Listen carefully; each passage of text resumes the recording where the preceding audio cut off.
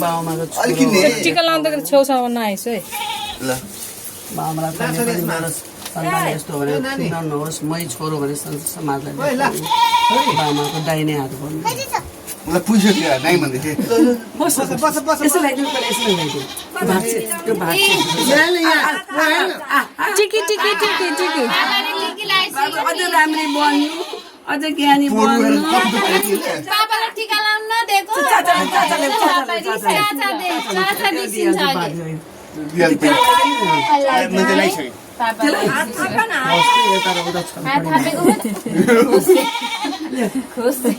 बाबु ज्ञानी अहिले दिन्छ एकछिनमा अझ राम्ररी बन्नु धेरै बन्नु कपडा खोइ है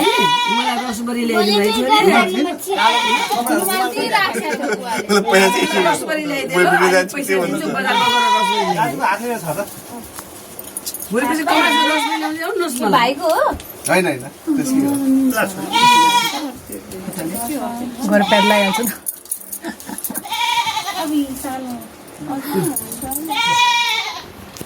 यसलाई दिइहाल्छु त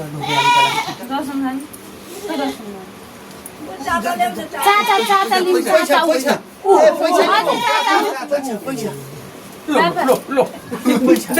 यस्तै फोटो खिचेर भिडियो बनाउँदै यस्तै बनाऊ यस्तै भिडियो